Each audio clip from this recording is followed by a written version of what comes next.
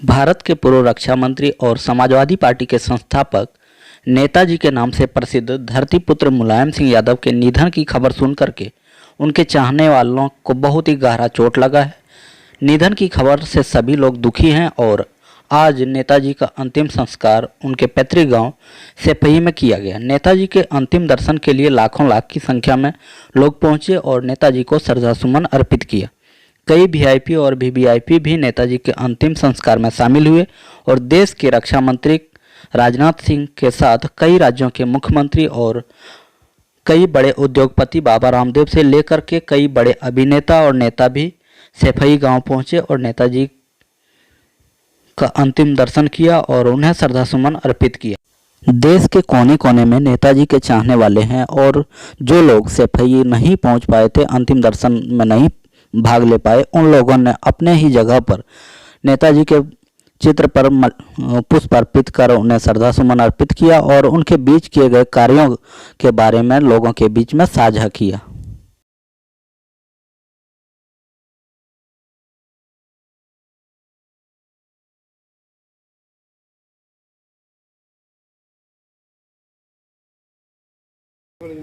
जितने भी लोग इस देश में थे सब आज दुखी हैं, माननीय प्रधानमंत्री से गृह मंत्री तक। और हम लोग एक सबक सीखने का काम किए हैं इनसे कि जब भी हमें भी मौका मिला इनके साथ यूपी चुनाव में, आज तक कभी इस आदमी को हमने गुस्साते हुए नहीं देखा। हाँ, बोलिए।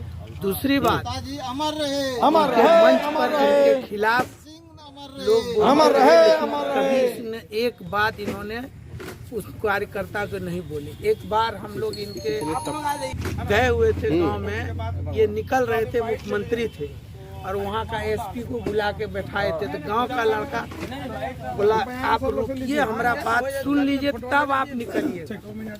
और गाड़ी में इनका फुल सिक्योरिटी सब खड़ा हो गया, फिर ये बैठे उनकी बात सुने और जो कार्यकर्ता इनको बोल रहे थे उनको चप्पल नहीं था पैर में, और फिर एसपी को बोले तब निकले।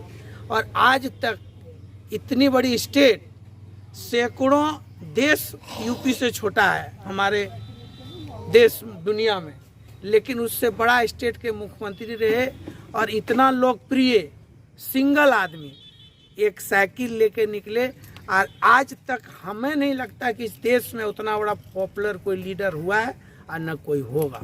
आज की ये सभा श्रद्धांजलि सभा है, पुष्पांजलि सभा है। हमारे इस देश के, भारतवर्ष के महान राजनीतिज्ञ श्री मुलायम सिंह यादव का देहावसान हुआ है। उसी के उपलक्ष्य में हम लोग यहाँ श्रद्धांजलि सभा के लिए एकत्र हुए हैं। इनके संबंध में ये कहा जाए कि जब से इन्होंने राजनीति में पैर रखा, ये हमें लगता है कि एक सिंगल उदाहरण है पूरे देश में कि इन्होंने कभी भी चुनाव हारा नहीं। ये लगातार 1967 से लेकर के आज तक, आज भी ये पदस्थ ही थे और इनका देहावसान हुआ। जो व्यक्ति इस देश में जिन्होंने नया नया कीर्तिमान स्थापित किया, न केवल राजनीतिक जगत में बल्कि कई सारे क्षेत्रों में, ये आगरा विश्वविद्यालय के से इन्होंने एमए पास किया था पॉलिटिकल साइंस में, एमए बीटी की इनकी डिग्री थी। ये पहले अंतर कॉलेज में इटावा में ये लेक्चरर रहे, प्रोफेसर रहे, और उसके बाद जब सक्रिय राजनीति में आए तो इन्होंने एजुकेशन फील्ड से त्यागपत्र दे करके तब इन्होंने राजनीति ज्वाइन की और फिर लगातार चुनाव जीतते रहे। 8 बार विधायक, 7 बार सांसद, 3 बार उत्तर प्रदेश के मुख्यमंत्री, 1 बार रक्षा मंत्री केंद्र में और 1 बार एमएलसी। ये इनके जीवन की शानदार यात्रा रही है। और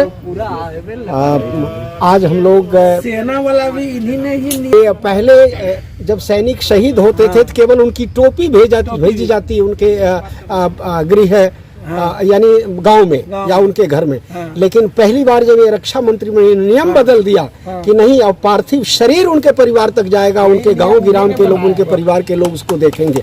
बहुत बड़ी बात है हमारे लिए। और ऐसे हर दिल अजीज नेता का देहावसान होना इस देश की अपूर्णीय क्षति है राजनीतिक जगत में।